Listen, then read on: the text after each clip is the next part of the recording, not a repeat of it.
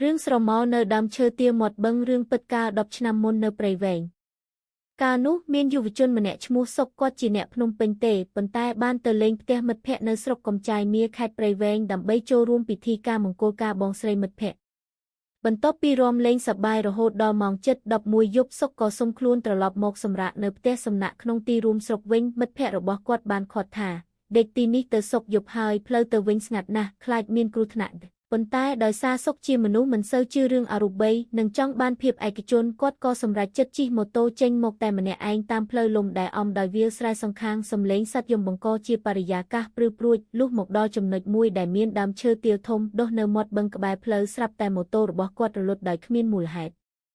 ខណៈពេលដែលសុកកំពុងអង្រួនបញ្ឆេះម៉ូតូគាត់ក៏ធំក្លិនផ្កាំលីយ៉ាងក្រអូបឈ្ងុយឆ្នុកងាកទៅខាងស្ដាំដៃគាត់ស្រឡាំងកាំងមាននារីម្នាក់ស្លៀកពាក់ឈុតរូបរាងស្អាតបាតសក់វែងដល់ចង្កេះអង្គុយលើមែកឈើទាលដែលលើចេញមកមាត់ផ្លូវនាងយំដាក់គាត់រួចសួរដោយសំឡេងស្រទន់ថាបងជូនអូនទៅផ្ទះផងបានទេផ្ទះអូននៅខាងមុខនេះឯង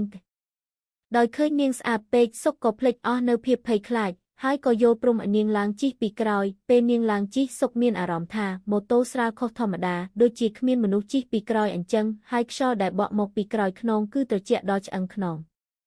ជិះបានប្រហែល 2 គីឡូម៉ែត្រនារីនោះប្រាប់ឲ្យគាត់ឈប់នៅមុខផ្ទះឈើចាស់មួយដែលបិទទ្វារជិតឈឹងនាងចុះពីលើម៉ូតូរួចហុចលុយឲ្យសុក$10ជាស្គុនសុកមិនចង់យកទេប៉ុន្តែនាងបង្ខំរួចដើរចូលទៅក្នុងរបងផ្ទះបាត់ទៅ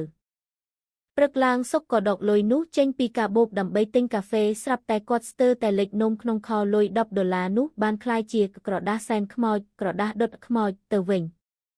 ដោយការងឿងឆ្ងល់និងភ័យខ្លាចសុកក៏ជិះម៉ូតូត្រឡប់ទៅផ្ទះឈើនោះវិញទៅដល់គាត់ឃើញតែដីទំនេរដែលមានស្មៅដុះទ្រុបទ្រោលនិងមានចិត្តចាស់មួយនៅក្បែរដើមឈើអ្នកភូមិក្បែរនោះបានប្រាប់គាត់ថាក្មួយឯងជួបហើយ